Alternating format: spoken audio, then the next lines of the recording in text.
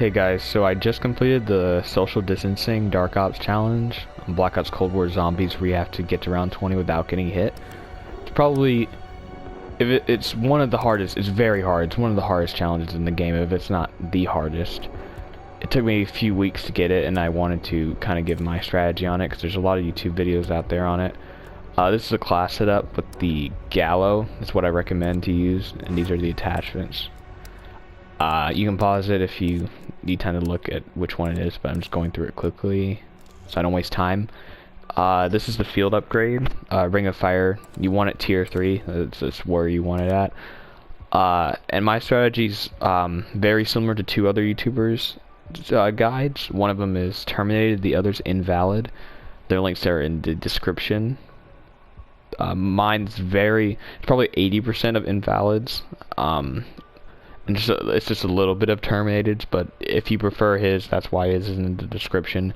I took elements from his strategy and most of the stuff from Invalids and kind of put it together to make a slightly different version of Invalids.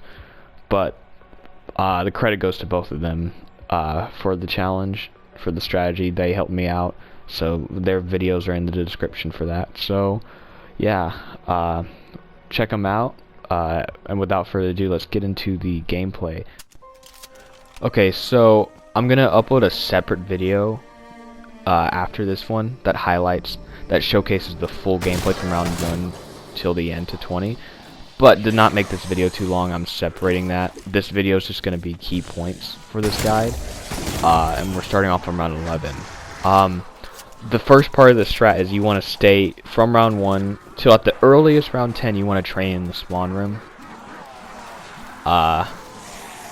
You want to try to keep your distance away from the zombies when they're spawning, because this is not like a normal train where you can afford to get hit. You can't get hit during this, so you want to be as careful as you possibly can during this.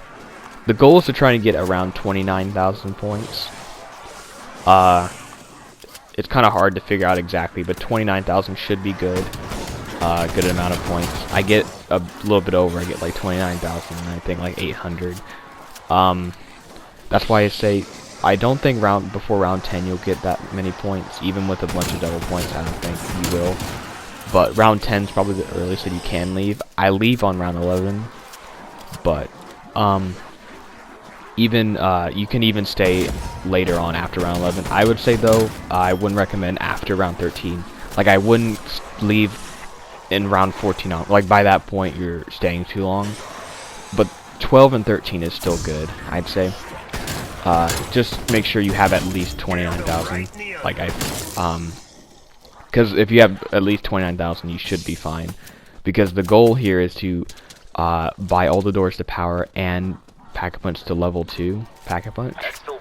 And level 2 Pack-a-Punch, you have to Pack-a-Punch 5,000 and for the first level and 1,500 for the second. So that's 20,000 points. You have to buy not only the doors to power, but based on your luck, you might have to buy another door to buy the ether tunnel. So that's why I'd say, have an extra 9,000 after your 20,000 to buy all the doors. Because even with 29,000, I only had like 300 points left. So 29,000 is basically the amount of points you need. But also, since you don't need to buy armor, obviously, you don't need to get hit for this challenge. You can't get hit, so armor is useless. I only got it because a zombie dropped it. But you don't need to actually purchase it with your salvage. So you're gonna have enough salvage to where you can actually upgrade your Gallo also to tier 2. So you want to do that too while you're here. Not only Pack-a-Punch to level 2, but level up your Gallo to tier 2. Watch out for the zombie while you're doing this, because you can easily get hit by not remembering that the zombie's around somewhere. You could just run into him and then he hits you. So, obviously in a normal circumstance, it's not that big of a deal, because he'll just hit you once and you'll run away, but you can't get hit during this challenge. So you want to look at your mini-map and make sure you know exactly where the zombie is. And while you're in this terminal, don't jump over the rails, because it will give you fall damage. Just run around. Normally I know it's faster to jump over the rails, but here you want to make sure that you just run around, because fall damage will count as damage for this challenge. So don't jump over the rails like to jump down, because you will hit fall damage. So you see I got tier 2, because since you're not getting armor, you're gonna have plenty of salvage. You're not gonna need it for armor, so low grade salvage you get a lot of, and you can use that for tier 2. I'm just doing the Pack-a-Punch right now, and like you see, I have 20,955, and this tunnel costs 500, so I barely have enough to Pack-a-Punch to level 2. So that's why I say 29,000 is a good estimate. You can also like prone over the perks like there to get an extra 600, because there's 6 perks, so you can get 600 points. So just whenever you get 29,000 is a good place to leave. I'd say the best is round 11, but if you don't get enough points, you know, just stay an extra round or 2. You should have it by, even if you just don't get a single double points, you should have it by round 13, because 13 is like the last round you want to stay, because the zombies start getting really fast, like in the spawn room. So you don't want to risk training in there with all those zombies in there. The next round after this, after you turn on the power, it doesn't matter, whenever you turn on the power, the next round will be a dog round, a play count round, and what you want to do is go up to the roof. I almost messed up here, I forget that I didn't buy this sword, but it's fine. You want to go up to the roof. The gameplay kind of like is kind of glitched right here, but just cuts here.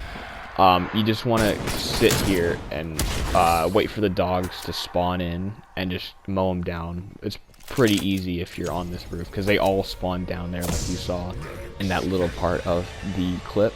They just spawn there, and you can just mow them down. Just make sure they don't get close, because they can jump pretty far, and their gas, you know, damages you. So you want to kill them while they're far away.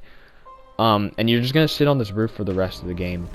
A Megaton's gonna spawn in the next round, most likely after the dogs, and that's what your Ring of Fire is for. Alright, so also the tier 2 Pack-a-Punch and tier 3 blue is gonna make it to where with this Ring of Fire you're gonna like basically one-hit the Megaton. So that's why you really want it to be at this level.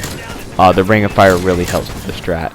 And then for the rest of the game, basically you just sit on the roof, and having a tier 2 Pack-a-Punch and tier 3 weapon is going to really make it.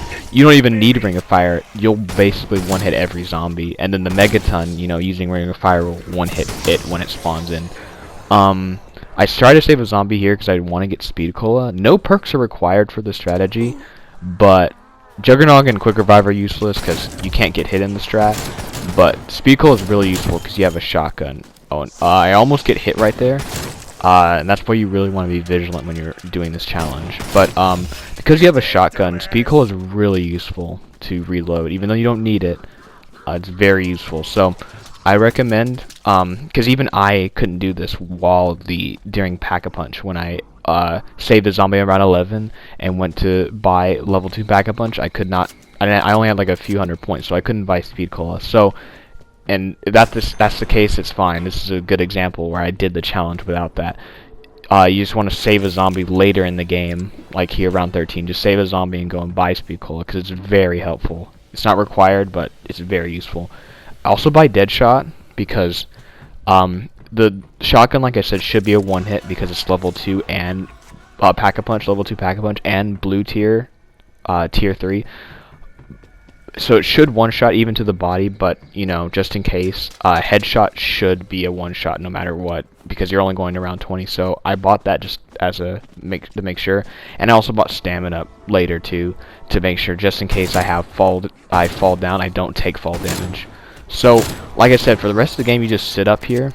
You might get another Megaton around round 16 like I do here, but it also depends on when you leave and turn on the power, when you'll get your second. You're probably going to get a second Megaton after your first one. So, and like you saw right there, play counts start to spawn in with the zombies, so you just want to make sure that you look out for the play counts and the Megatons. I hear the Megatons, so that's why I popped the Ring of Fire.